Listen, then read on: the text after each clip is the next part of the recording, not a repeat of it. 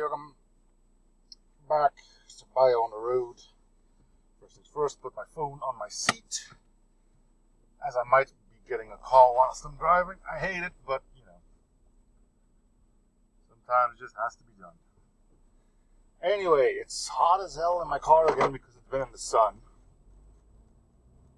But again, I can't open a window.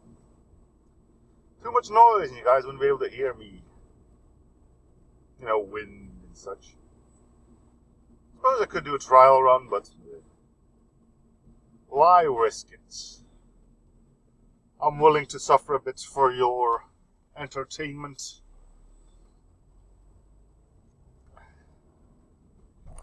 Anyway,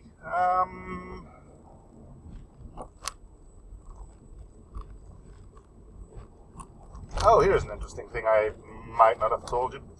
We had this weird-ass competition once from a store. A big giveaway type of deal where every time you bought something from the store, you got this little code. And with that code, you could try a game online. Once. You had one attempt per code. The game itself was kind of like Angry Birds. You shot things, you got points for that and stuff like that. Anyway, bottom line, whoever had the most points when the competition ended, well, the top 3 scorers got a prize, and it went from a drilling machine to a radio to a high pressure washer. So pretty decent prizes. And top 3 scorers got those. Now, it just happened to be that particular time of the year we were doing some remodeling stuff. So we had to frequent that store quite a bit. Naturally, we had a lot of cards and a lot of codes to play that game with. Considering I'm a gamer, it didn't take me too many attempts to actually be the top scorer on one of those. And we should have won a lawnmower. Now you could track prices. You could track whoever was top on each thing, because they had a competition where top prize was lawnmower, second prize had a radio, third prize was a gift certificate. Then a second one where top prize was, good job. The second category where first prize was, I believe, a garden shed, and then a radio, and then a gift certificate, and then another one for a pressure washer. And you could join in whichever one you wanted. And for each category you could see what the top 3 scores was. And indeed, my name ended up on top score of one of them. So I kept tabs on that.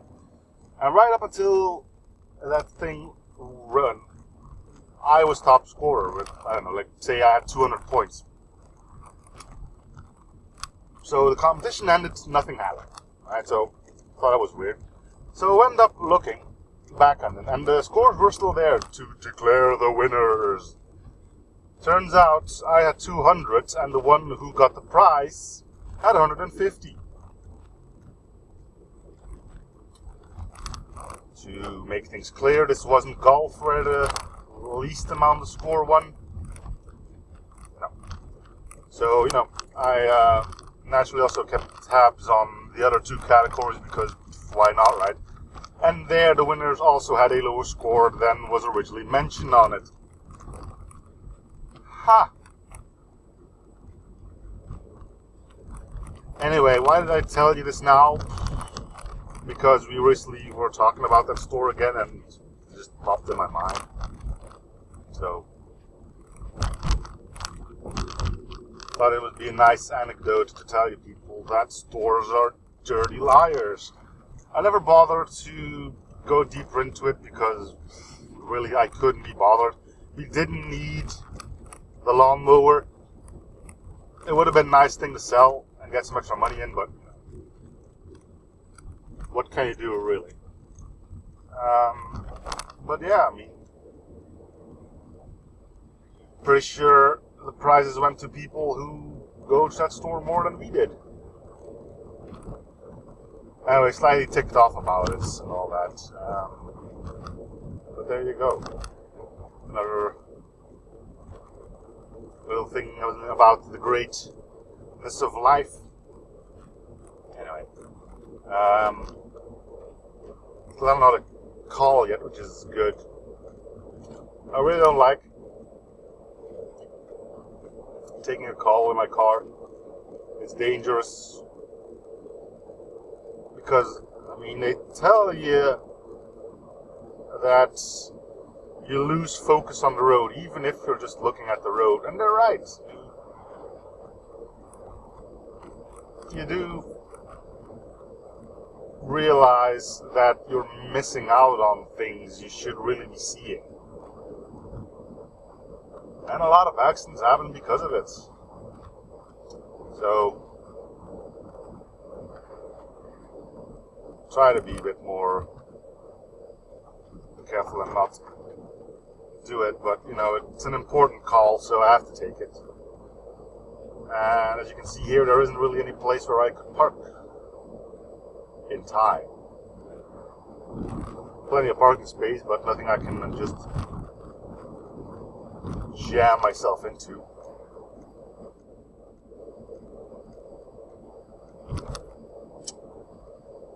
Does make you wonder, what about those hands-free kits? They're still making a car, the only difference is you're not holding onto a phone. Probably just as dangerous if you think about it. Right? I don't know. What I do know, however, is taking a phone call in your car is not allowed. Doing it hands-free is. So,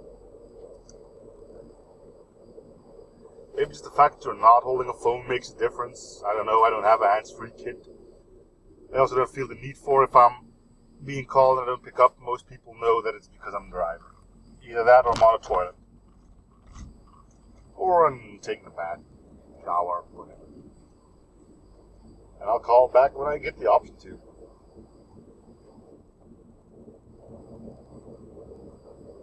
Simple enough. Anyway, call might come in once I actually reach where I need to be, which is that one store again.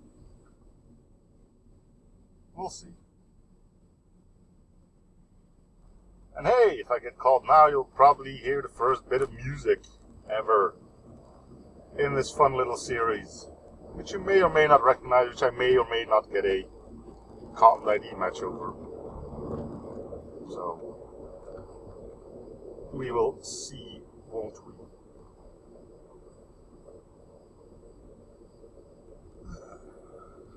Makes you wonder about all the other crap that goes on in cars, right? I remember going over this like way back. I might have even been like episode 1 to 10 or something. So yeah, really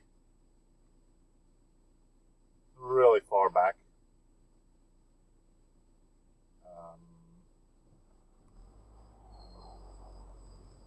But all the weird stuff I've seen happen in cars. Yes, of course, there's calling. We went over that, but like people that are eating and stuff like that. That can't be much safer. I mean, imagine chowing down on a wonderful burger, and you take a bad bite, and suddenly there goes the meat patty. At that point, people become more interested in where the fudge their meat patty went, rather than checking. Seriously, with a little tiny vehicle like jeez. People are more interested in where the fucking meat patty went, and therefore immediately look down. Because they don't want to get their cushions or their leather dirty. Doesn't even have to be that, even just like a piece of lettuce. Yeah. Hello, man with a GPS that just walked by. Hope your day is well.